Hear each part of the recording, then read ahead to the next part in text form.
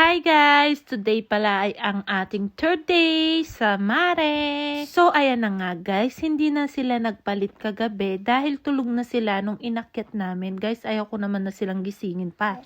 Ayan nga pala ang ating malakasang breakfast. Ayan pala yung breakfast namin for 3 days guys. Kasi yung first day namin, after lunch na kami nag-check-in kaya wala ng breakfast. Yung lagi ko lang palang kinukuha guys ay sausage, egg, brioche na may butter. Yummy!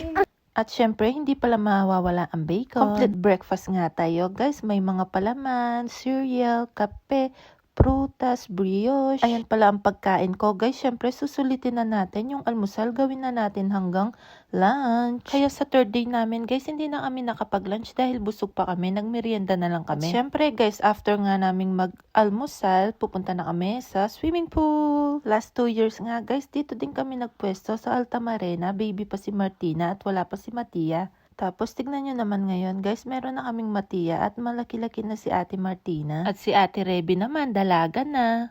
Mabilis lang talaga ang panahon, guys, kaya enjoy lang. Ito pala yung mga throwback pictures namin, guys, way back 2019. Same na pwesto, guys. Same na same.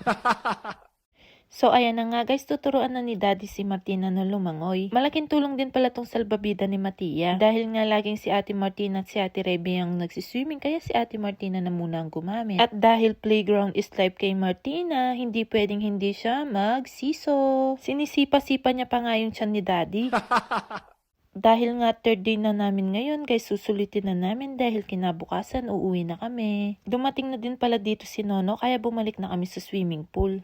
Dahil nga mahilig mag-swimming si Ate Reby guys, alam nyo ba na nag-enroll siya ulit sa swimming class? Sinama na din namin si Martina. Dahil si Ate Reby guys, gustong gusto niya mag-swimming. Kaya guys, alam na, abangan ang vlog sa first swimming lesson nila. Pag talaga matagal ka sa swimming pool guys, mapapagod at magugutom ka. Kaya after nga naming nag-swimming guys, ayan, plakda ang mga polpi. Ayan si Matia guys, na milk drunk na. Ayan naman yung dalawa, may pa-electric fan pa. May pa-music pa.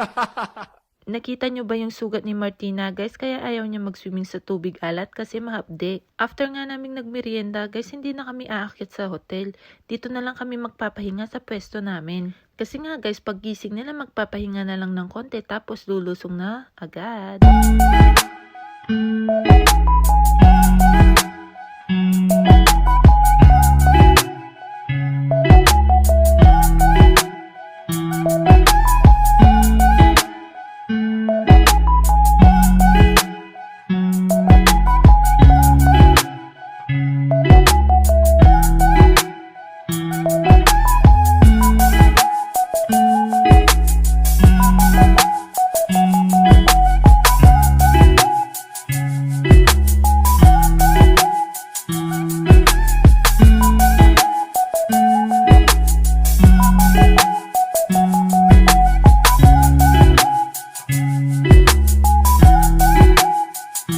Tina!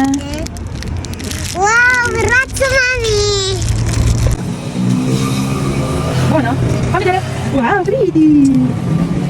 Every year nga guys, sa Katolika kami. Pero yung last night namin guys, nagdi-dinner kami sa Riccione. Kaya ayan guys, welcome to Riccione. Last year nga guys, dito kami kumain, kaya dito na din kami kakain this year.